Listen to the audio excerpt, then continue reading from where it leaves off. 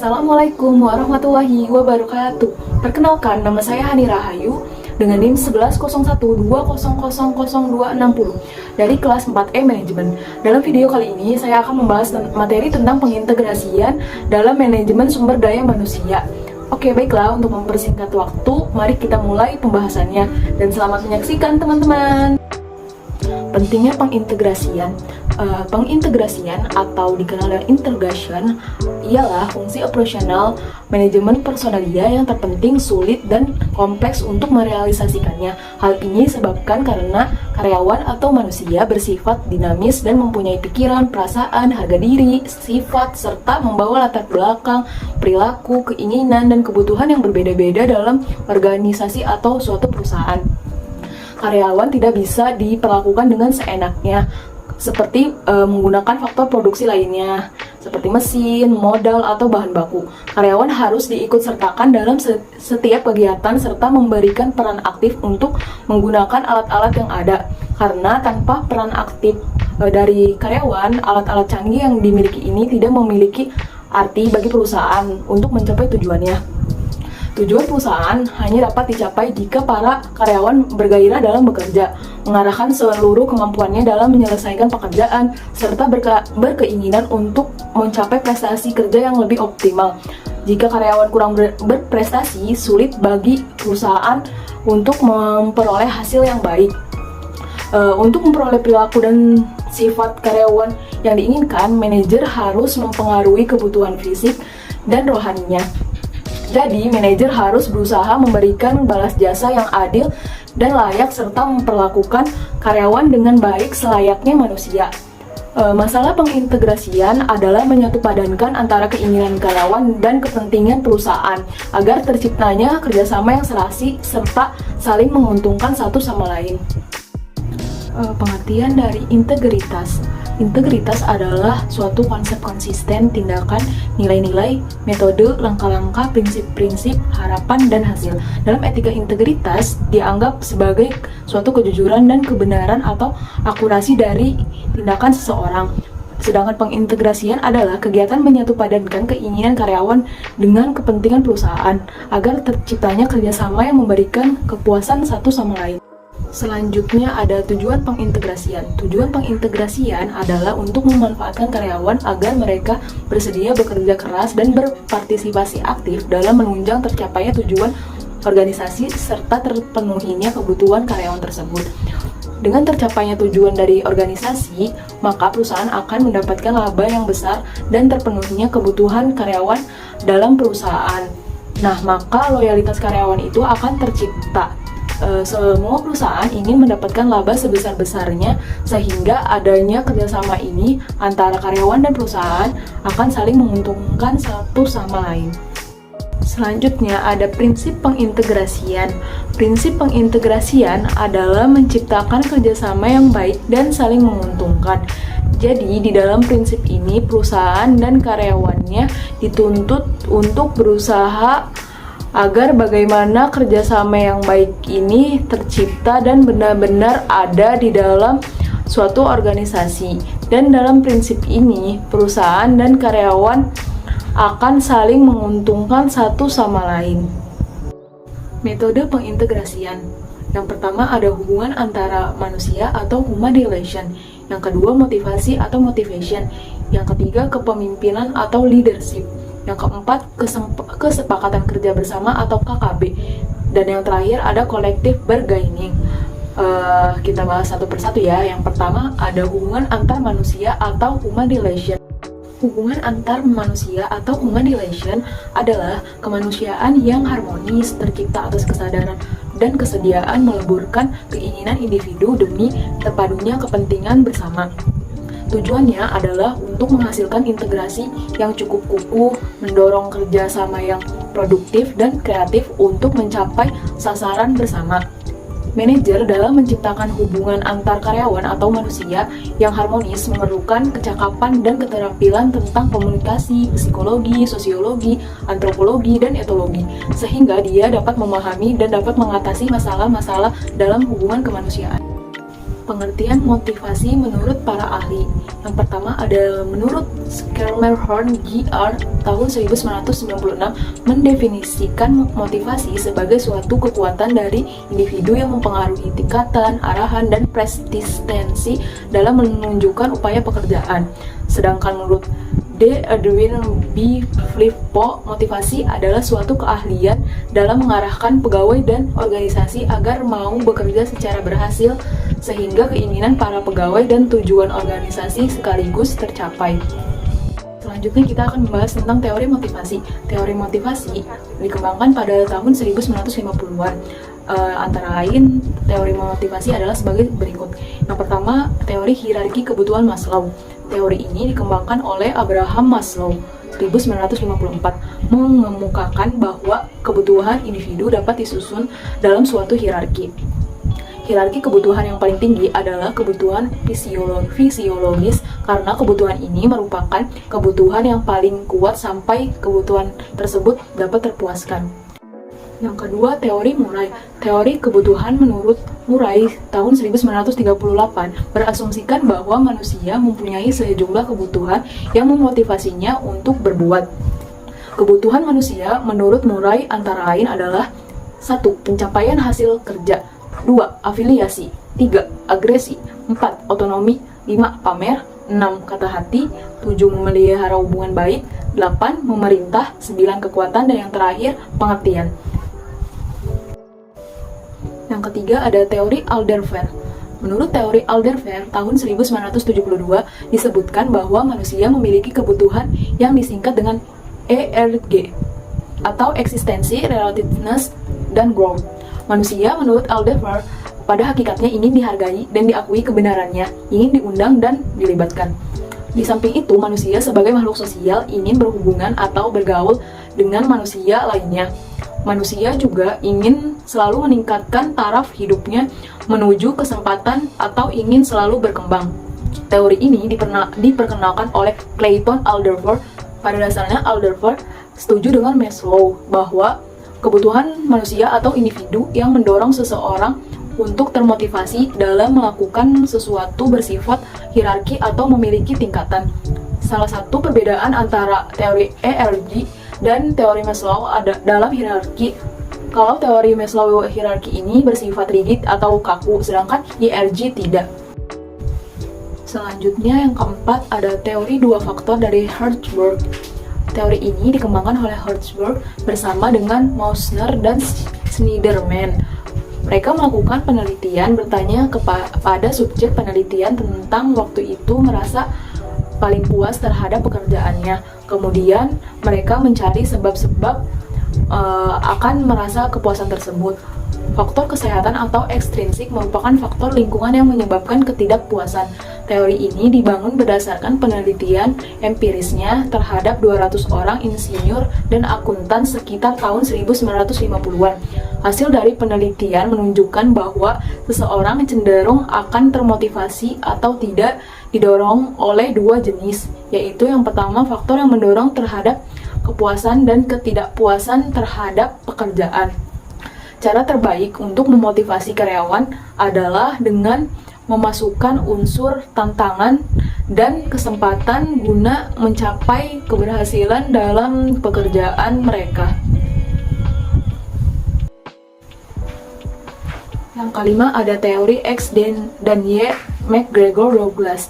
McGregor adalah seorang psikologi sosial Amerika yang memimpin suatu varietas proyek riset dalam hal motivasi dan tingkah laku umum dari para anggota organisasi.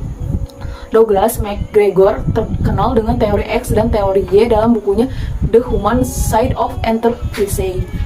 Yang pertama ada teori X. Menurut teori X, untuk memotivasi karyawan harus dilakukan dengan cara pengawasan yang ketat, dipaksa, dan diarahkan supaya mereka mau bekerja sungguh-sungguh. Jenis motivasi yang diterapkan adalah cenderung kepada motivasi negatif, yakni dengan menunjukkan hukum yang keras. Tipe kepemimpinannya adalah berorientasi pada prestasi kerja.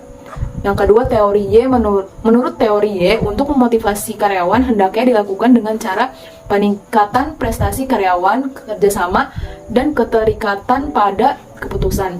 Douglas McGregor memandang suatu organisasi efektif sebagai organisasi apabila menggantikan pengawasan dan pengarahan dengan integrasi dan kerjasama serta karyawan ikut berpartisipasi dalam pengambilan keputusan. Manusia tipe X ini adalah orang yang malas atau bekerja pasif, senang menghindari tanggung jawab, dan tidak mempunyai kemampuan untuk mandiri.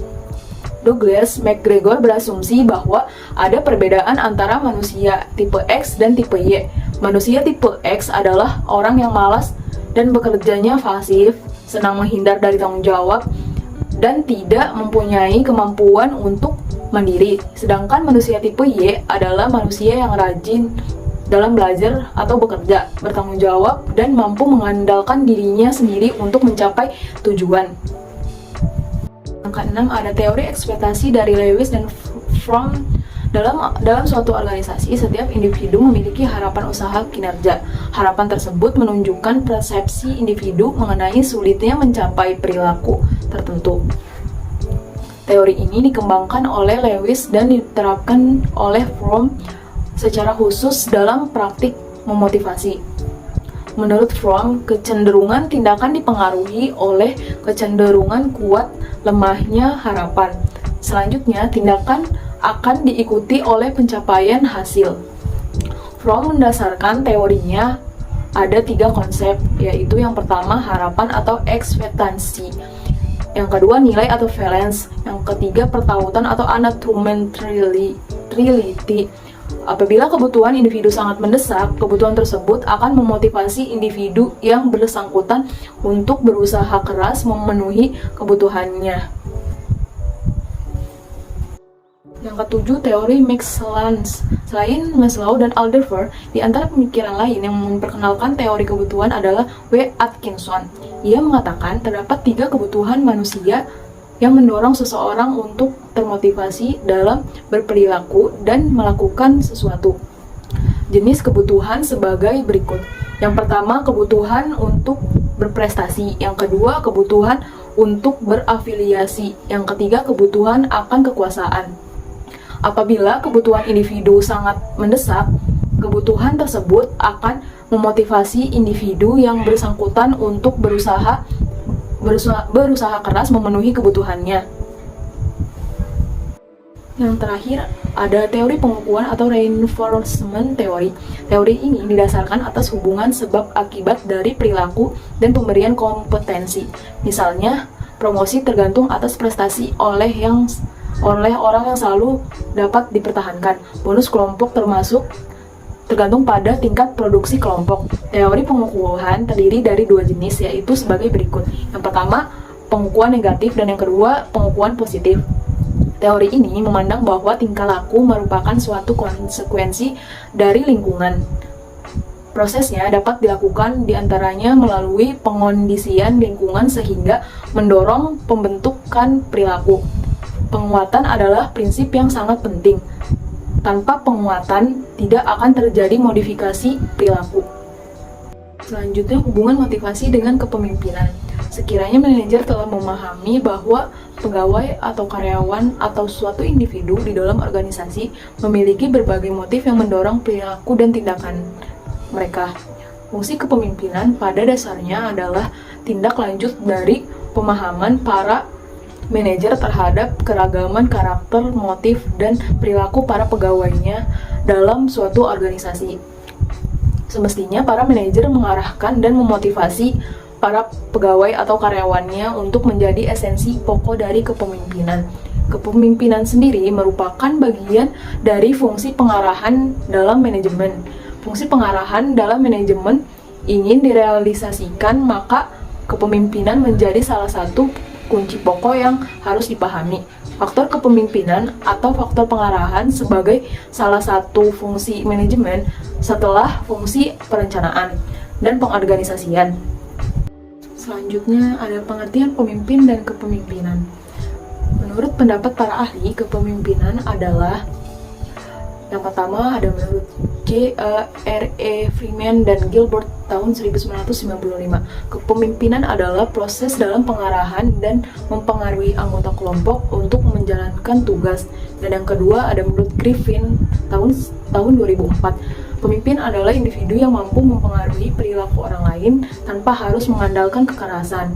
Sedangkan pemimpin adalah orang yang menjalankan kepemimpinan tersebut. Pemimpin dan teori kepemimpinan.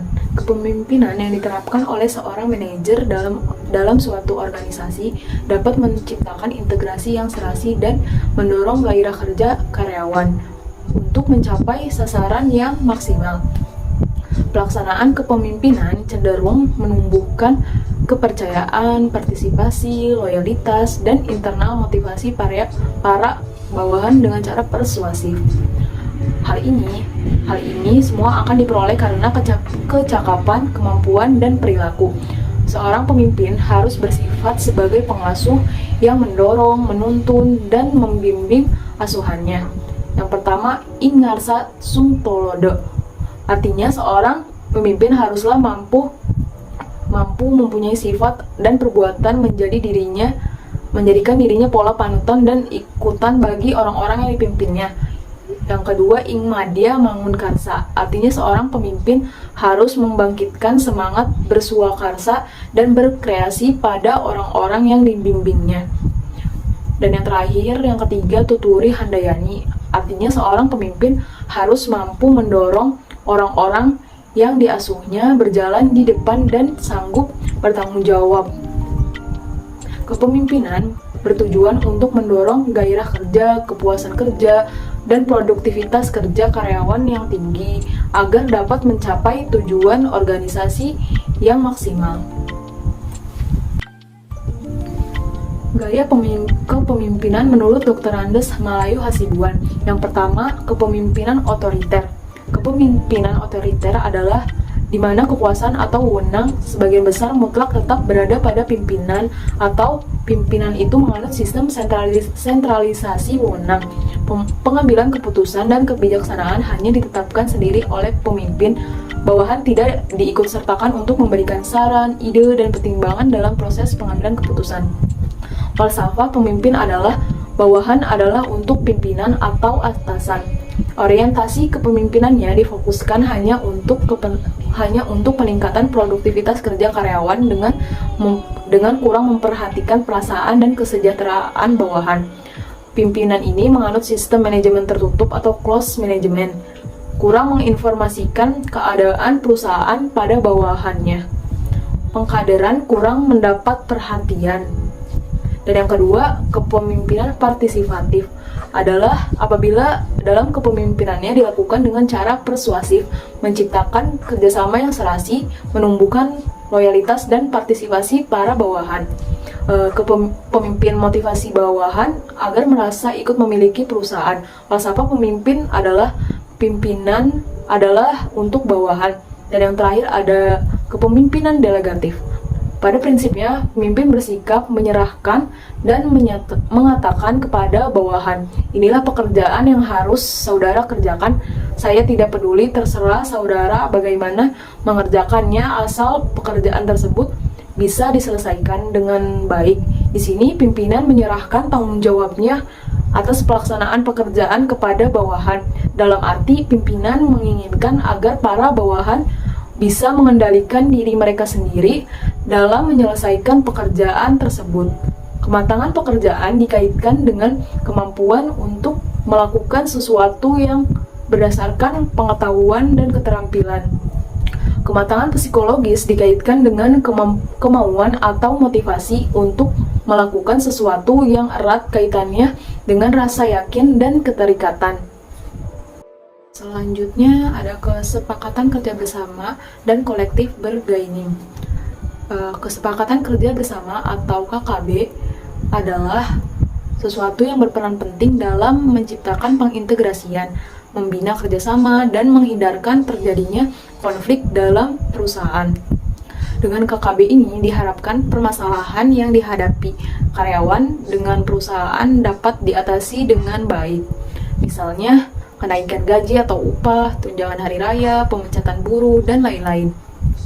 KKB adalah adanya musyawarah dan mufakat antara pimpinan perusahaan dengan pimpinan serikat buruh atau karyawan dalam memutuskan masalah yang menyangkut kebutuhan karyawan dan kepentingan perusahaan. Dengan landasan musyawarah dan mufakat, diharapkan terciptanya integrasi yang serasi dalam perusahaan. Karyawan menjadi partner kerjasama yang baik bagi perusahaan. Problem KKB ialah seringkali pimpinan serikat karyawan atau buruh bukannya memperjuangkan kebutuhan karyawan, tetapi diperalat oleh pimpinan perusahaan untuk menekan kepentingan karyawan. Pada hakikatnya, KKB lebih banyak memberikan dampak positif daripada efek negatif dalam menciptakan integrasi di perusahaan. Jadi, KKB ini sejalan dengan hubungan industrial Pancasila yang menekankan pada musyawarah dan mufakat untuk menetapkan keputusan. Dan ada collective bargaining. Collective bargaining adalah adanya perundingan antara pimpinan perusahaan dengan pimpinan serikat buruh atau karyawan dalam menetapkan keputusan keputusan yang menyangkut kepentingan perusahaan dan kebutuhan buruh. Hal ini dilakukan agar terciptanya integrasi yang harmonis dan usaha-usaha untuk menghindari terjadinya konflik dalam perusahaan. Collective bargaining ini didasarkan atas perundingan yang berarti adu kekuatan. Siapa yang mempunyai posisi kuat, maka dia banyak menentukan keputusan. Sedangkan KKB didasarkan atas musyawarah dan mufakat dalam menetapkan keputusan-keputusan, bukan atas adu kekuatan atau posisi. Collective bargaining dapat diibaratkan seperti demokrasi barat, sedangkan KKB seperti demokrasi Pancasila. Dalam hubungan industrial Pancasila diterapkan KKB dan dianjurkan agar buruh diberi kesempatan untuk ikut memiliki perusahaan dengan membeli saham. Untuk menciptakan dan membina integrasi yang baik dalam perusahaan dapat diusahakan dengan human relation, motivasi, kepemimpinan, kesepakatan kerja bersama atau KKB, dan collective bargaining melalui peranan komunikasi dua arah. Apabila tercipta dan terbina integrasi yang baik dalam perusahaan, semangat kerja, loyalitas, dan partisipasi karyawan akan meningkat sehingga tujuan optimal dan kepuasan semua pihak akan tercapai dengan baik. Sekian video pemaparan materi tentang pengintegrasian dari saya. Kurang lebihnya saya mohon maaf apabila ada kesalahan kata atau pengucapan. Terima kasih sudah menonton, semoga bermanfaat.